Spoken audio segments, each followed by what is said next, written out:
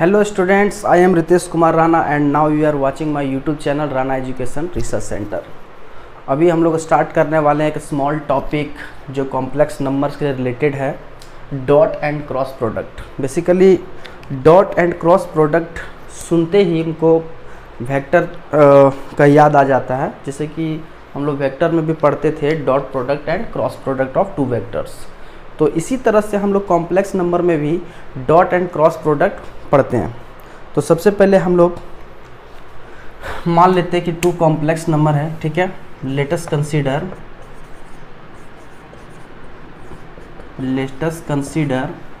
Z1 and Z2 are two complex number, okay. जहाँ Z1 बराबर आपका क्या मान लिया मैंने, A1 plus iota B1 and Z2 is equals to A2 plus iota B2। ये दो कॉम्प्लेक्स नंबर है। अगर हम लोग डॉट प्रोडक्ट की बात करें, देन डॉट प्रोडक्ट डिफाइंड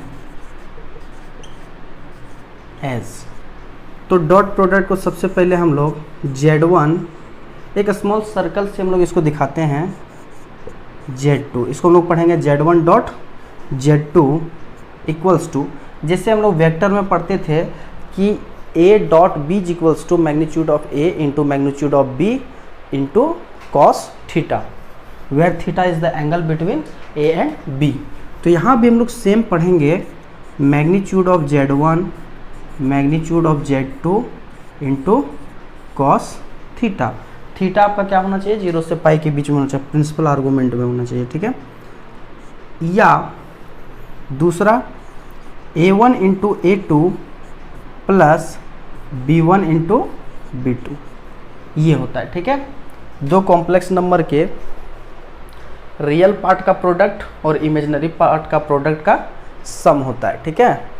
अब हम लोग क्या कर सकते हैं, देखिए इसको दूसरे तरीके से लिख सकते हैं कि ये रियल पार्ट है Z1 बार इंटू Z2, या इसको हम लोग लिख सकते हैं 1/2 Z1 बार Z2 प्लस Z1 Z2 बार। इस तरीके से इसको हम लोग लिख सकते हैं नॉर्मली, ठीक है। अब हम लोग बात करते हैं अगर क्रॉस प्रोडक्ट की, तो क्रॉस प्रोडक्ट कैसे हम लोग डिफाइन करते हैं, तो हम लोग यहीं पे देखेंगे क्रॉस प्रोडक्ट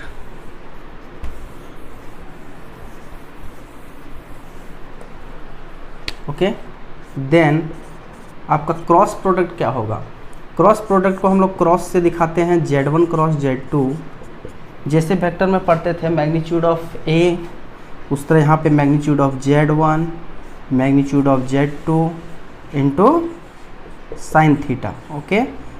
या दूसरे तरीके से लिख सकते हैं हम लोग A1 B2 minus A2 B1। इसी को हम लोग लिख सकते हैं imaginary part of Z1 bar into Z2, या इस फॉर्मेट में अगर लिखना चाहें तो 1/2 I Z1 bar Z2 plus Z1 into Z2 बार। तो क्रॉस प्रोडक्ट को हम लोग इस तरीके से लिख सकते हैं। आप नोट में करके लिखिए,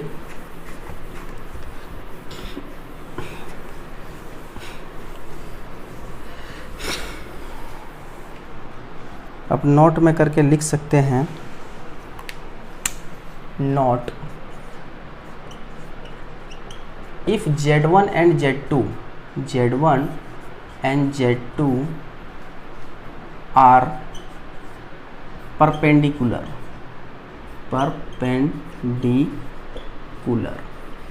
तो वहाँ पे हम लोग पढ़ते थे कि अगर कोई दो वेक्टर अगर परपेंडिकुलर है तो दोनों का डॉट प्रोडक्ट 0 होता है। तो यहाँ पे हमारा वही होगा कि Z1 dot Z2 must be equals to 0, पहला नंबर। दूसरा if Z1 and Z2 are parallel,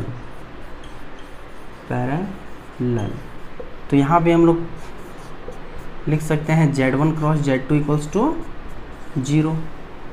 ठीक है, अगर हम लोग प्रोजेक्शन की बात करें, मान लिया ये आपका Z2 है, ये आपका Z1 है। ठीक है, मान लिया कि ये आपका Z2 है और ये मान लिया कि Z1 है। तो यहाँ पर जो प्रोजेक्शन आएगा, ये लेंथ, ये क्या है, projection of Z1 on Z2।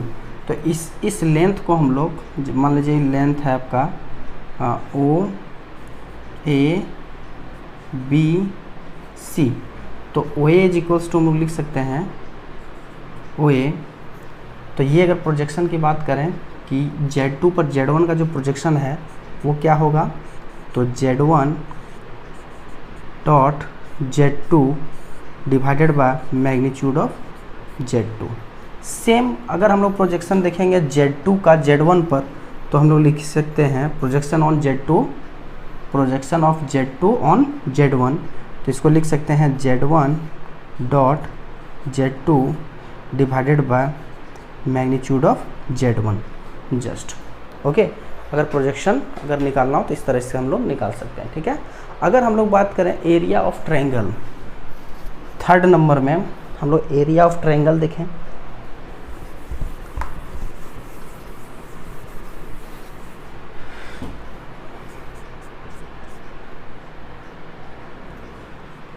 Sorry, fourth number, area of triangle.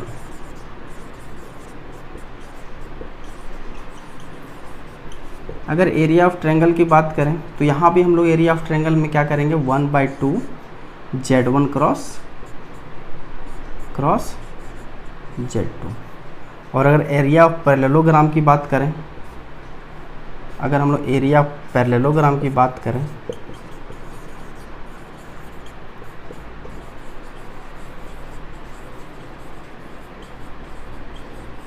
तो एरिया ऑफ पैरेललोग्राम हमारा हो जाएगा Z1 क्रॉस Z2 का मोड। ये हमारा एरिया ऑफ पैरेललोग्राम है।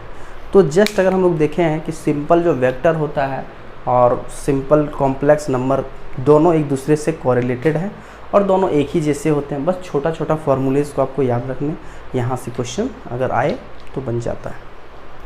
ठीक है।